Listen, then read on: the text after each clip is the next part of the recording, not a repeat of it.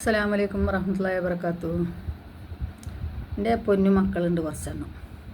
കുറേ സഹോദരന്മാരുണ്ട്, കുറേ സഹോദരിമാരുണ്ട്. എപ്പോഴും ഞാൻ എൻ്റെ ലൈവിനെ ഒരു കുടുംബമായിട്ട് മാത്രമാണ് കാണുന്നത്. ഒരു സോഷ്യൽ മീഡിയയിലാണ് ഞാൻ വരുന്നതെങ്കിലും കൂടിയിട്ട് എൻ്റെ ലൈവിൽ സന്തോഷവും സങ്കടവും പാട്ടും ഞങ്ങളെ കുറച്ച് സ്നേഹബന്ധങ്ങളും മാത്രമാണ് കൊണ്ടുപോകുന്നത്.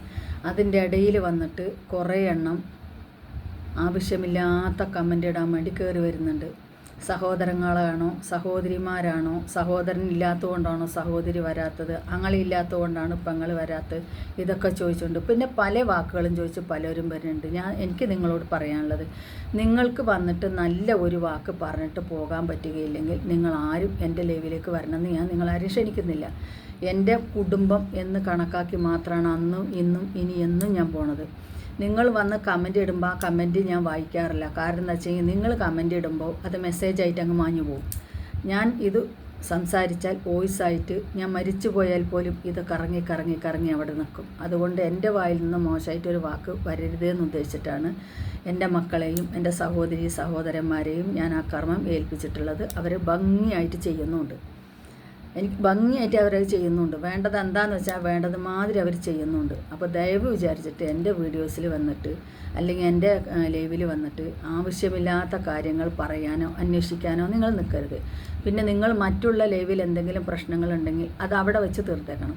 എൻ്റെ ലൈവിൽ വന്നുകൊണ്ട് അവിടെ അങ്ങനെയാണ് ഇവിടെ എങ്ങനെയാണ് അവൾ അവിടുന്ന് തേച്ചിട്ട് വന്ന് ഇവിടുന്ന് അങ്ങോട്ട് തേച്ചിട്ട് പോയി, ഈ കാര്യങ്ങളൊന്നും എൻ്റെ ലൈവിൽ വന്ന് പറയണ്ട. അതേത് ലൈവിൽ വെച്ചാണോ നിങ്ങൾ തേച്ചെങ്കിൽ ആ ലൈവിൽ വെച്ച് പറയുക. ഏത് ലൈവിൽ വെച്ചതാണോ നിങ്ങൾ പ്രശ്നം ഉണ്ടായി ആ ലൈവിൽ വെച്ച് നിങ്ങൾ പ്രശ്നം തീർക്കുക. എൻ്റെ ലൈവിലേക്ക് വന്ന് അങ്ങനത്തെ ഒരു പ്രശ്നം ഉണ്ടാക്കാൻ ഞാൻ സമ്മതിക്കില്ല. അപ്പം അങ്ങനെ ഒരു പ്രാവശ്യമോ രണ്ട് പ്രാവശ്യമോ നിങ്ങളോട് പറഞ്ഞിട്ട് നിങ്ങൾ അനുസരിക്കില്ല എന്ന് കണ്ടാൽ ഞാൻ ഹൈഡാക്കും. ആ കാര്യത്തിൽ യാതൊരു സംശയമില്ല. കാരണം എനിക്ക് അങ്ങനത്തെ ഇത് ആവശ്യമില്ല. അപ്പോൾ അത് പറയുന്നത് നിങ്ങൾ മനസ്സിലാക്കിക്കൊണ്ട് നിങ്ങൾ പ്രവർത്തിക്കുമെന്ന് ഞാൻ വിചാരിക്കുന്നു. ആരോ അപ്പോഴത്തേനും ഇവിടെ വന്നു, കതക് തുറന്നിട്ട് ബെല്ലടിച്ചു. ആരാണ് ബെല്ലടിച്ച്? എന്തത്? അത് തുണി വന്ന് കേട്ടോ. എന്തടി മാക്സി അടിക്കാനാ? അളവുണ്ടതിൽ? അപ്പോൾ ഞാൻ അടിച്ചു വെച്ചാൽ പോരെ? ശരി. അർജൻറ്റില്ലല്ലോ? നാളേക്ക് നോക്കാം. ആയിക്കോട്ടെ, നാളേക്ക് തരാം. ശരി. എല്ലാം അതേ അളവല്ലേ? എല്ലാം അതേ അളവ് തന്നെയല്ലേ? ശരി. നമ്മളുടെ അരിപ്രശ്നം കൂടി നടക്കണമല്ലോ അതിൻ്റെ ഇടയ്ക്ക്. വീഡിയോ വന്നെങ്കിലും കൂടി അതിൻ്റെ ഇടയ്ക്ക് കൂടി നമ്മൾ അരിപ്രശ്നം കൂടി നടക്കണമല്ലോ. നെറ്റ് അടിക്കാൻ വന്നതാണ്. അപ്പോൾ ലൈവ് വരുമ്പോഴും ഇങ്ങനെ തന്നെയാണ്. ലൈവ് വരുമ്പോഴും ആരെങ്കിലും വന്നാൽ ഞാൻ നീച്ചു പോകണം. കാരണം വാങ്ങി വെക്കാൻ പറയാനോ ഒന്ന് പറയാനോ വേറൊരാളില്ല. കാക്കുള്ളത് മുകളിലെ കാക്ക എന്തോ ജോലി അവിടെ ചെയ്തുകൊണ്ടിരിക്കുക. സീറ്റിൻ്റെ അടിയിലുള്ള പ്ലേറ്റ് വെച്ചിട്ടുണ്ട്. അതിന് കോൺക്രീറ്റ് കൊടുത്തില്ലെങ്കിൽ അതിങ്ങനെ ആട് ഒളഞ്ചും ചെയ്യുന്നുണ്ട്. അപ്പോൾ അതിന് വേണ്ടി കാക്കും ആങ്ങളി മേലുണ്ട്. ആങ്ങളുടെ സഹായത്തോടെയാണ് അത് ചെയ്യണത്. അതിന് വെൽഡിങ് പണി അറിയാവുന്നതുകൊണ്ട് ഇവിടെ അനിയത്തിയുടെ സാധനങ്ങൾ കുറച്ച് ബാക്കിയുണ്ടായിരുന്നു. ബാക്കിയുള്ള ഞങ്ങൾ കുറച്ച് വാങ്ങും ചെയ്തിട്ടാലും നരകത്ത് കിടക്കണം മരുതിൻ്റെ ഉള്ളിൽ അത്രയ്ക്ക് ചൂടാണ്. അപ്പോൾ ഞാൻ പറഞ്ഞു വന്നത് ഇപ്പോൾ നിങ്ങൾക്ക് മനസ്സിലായി കാണുമല്ലോ. കാരണം എന്താണെന്ന് വെച്ചെങ്കിൽ എൻ്റെ ലൈവിൽ വരുന്നതെല്ലാം ഞാൻ ഒന്നല്ലെങ്കിൽ എനിക്ക് മക്കൾ, അല്ലെങ്കിൽ എനിക്ക് സഹോദരന്മാർ, അല്ലെങ്കിൽ എനിക്ക് സഹോദരിമാർ, ഇത്ര മാത്രമേ ഉള്ളൂ. പിന്നെ എന്നോട് ചോദിക്കുന്ന മക്കൾക്ക് ഞാൻ പാട്ട് പാടിക്കൊടുക്കും. അതെൻ്റെ പാട്ടെന്ന് പറഞ്ഞാൽ ഒരുപാട് വലിയതൊന്നുമല്ല.